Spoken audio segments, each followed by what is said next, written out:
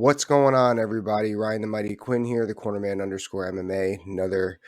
Not a true fight announcement yet, but we got something in the works between the number 3 and 6 lightweights in the world in the UFC. Looks like early spring, March, April. We're going to see Rafael Fiziev square off with Justin Gaethje. So, man, what a great fight.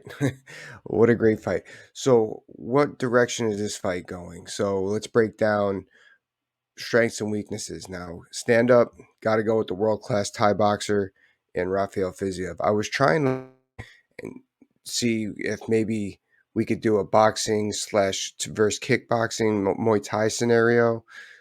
Not even going to happen here. I think if Justin tries to box with Fiziev, he's playing with fire and he's eventually going to get burned. So overall stand up is going straight to Fiziev. Now, the wrestling, obviously I'm going with the Division 1 All-American, both against the fence and out in the open, which we'll talk about that more later, and Justin Gaethje. Interesting enough, I think he's going to have to go back to his wrestling in this fight, although he's been very boxing heavy of late in his career. Actually, the majority of his notable career, so to speak, he's been boxing heavy. And the ground, just simply because what we've seen, I'm going to go with Justin on the ground. Just that's only because of what we've seen.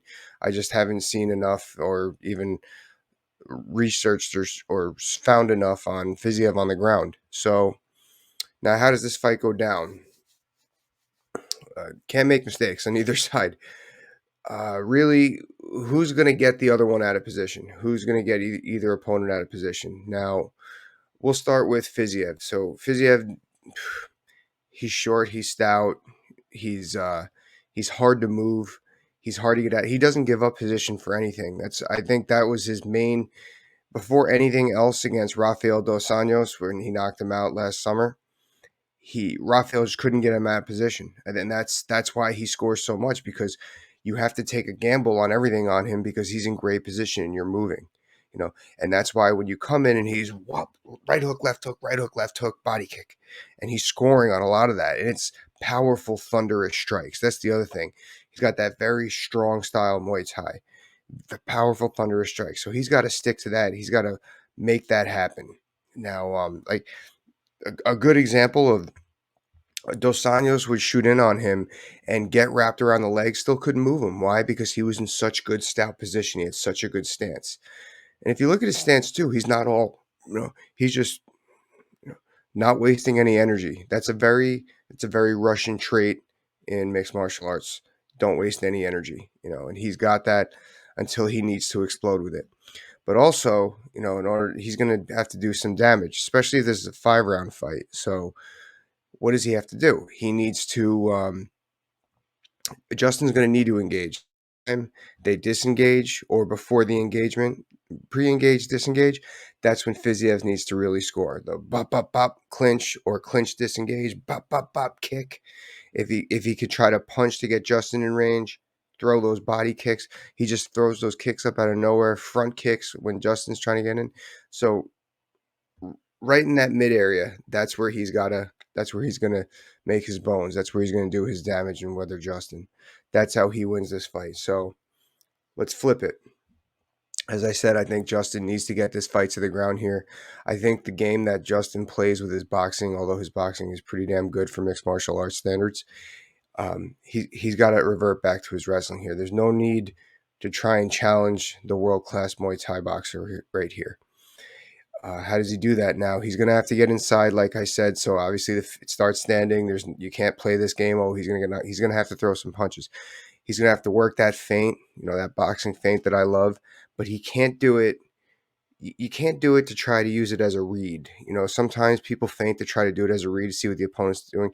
You got to feint and close that distance. You got to feint and jab. You got to jab and feint. You got to do something before or after the feint at every time. You got to use that to close the game, because he's going to have to get in and clinch to extend the stout opponent. When you move somebody like that, I'm talking, he's got to get, okay, if we're really going to get to the nitty gritty, he's got to find ways to get those underhooks on Fiziev. He's got to win that underhook game. That's going to extend him. It's going to avoid Fiziev from getting a Thai boxing clinch and doing some dirty boxing on him. If he wins that underhook game, he's in good place here, especially against the fence. That was another thing, is Fiziev, with his hips, the way he gets them out, his defense, his wrestling defense against the fence is so good. So if I'm Justin, I'm going to try to get him down outside in the center, try to ride him out while he's he's off the fence, doesn't use the fence for defense or to stand back up. Justin can work his ground and pound submissions. I don't want to commit to that Fiziev's jiu-jitsu game is suspect, but I could imagine that Justin's got a better submission game. So that's how I got Justin winning the fight. Getting to the ground and just using those feints to get in. Keep the punches somewhat straight. What happens when you keep punches straight is you kind of hide your face more. You kind of hide this. So what that's going to do is those looping punches that Fiziev likes to throw, it kind of takes them away a little bit. So feint to straight punches, feint to straight, and get in.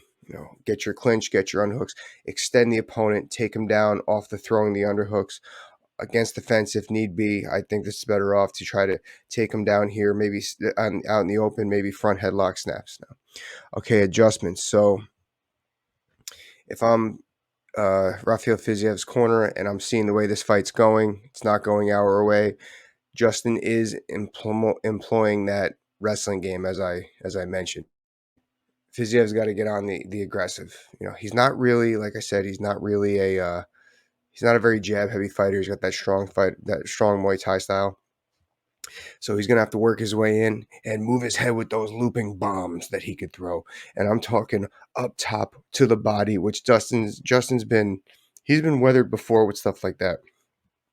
Look back at the Dustin Poirier fight. Just really work my way in to a clinch in my own right, but obviously a Thai boxing clinch, or just really work my way in, blah, blah, blah. And then when, almost like a violent head movement. And then when Justin's on his way out, look for that head kick, look for the knockout. That's the adjustments I'm making here, is go from sit and wait, ambush predator or assault. No, was that ambush? Yeah, that's more of an ambush. Sit and wait till you go to on the offensive.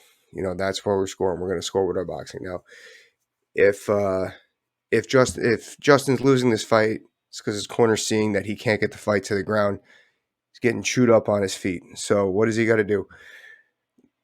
What Rafael dos Anjos didn't do in his fight is, he really stuck. He really tried to really overcommit to those double legs. I think in this aspect, Justin's going to have to, cut his losses and then come back up on the disengaging, similar to what I said before with your uppercut right hooks. That's where you use your boxing windows. Use your wrestling to set up your boxing. Take that shot, get Fiziev to defend so he can extend those hips a little bit, and then come up with those punches and knees. I feel like if you're going to do kicks here, Fiziev's already out of range for the damage that you need to score if you need to make adjustments in this fight. So that's how my adjustments if I'm Justin. Shoot in, make Fiziev defend. Punch, shoot, punch, punch, shoot, punch. We used to drill this at American Top Team all the time. A good fighter, sort of, would be Daniel Cormier to watch. Daniel Cormier used to be really good with clinching, punching, releasing, punching. Randy Couture kind of did it against Brock Lesnar. I'm trying to think of a fighter that does it very well today that I guess would be wrestling savvy. Can't really think. If you can, please comment in below. Let me know what you're thinking about there. But that's what I got, guys. That's going to be a great fight. It looks like it's going to get signed. I'm not, like we said, I'm not sure if it's March or April. Either way, can't beat it. Right now, 3-6 in the world. I have a hard time seeing that this won't be on a pay-per-view, and looking forward to it. Later, guys. Bye-bye.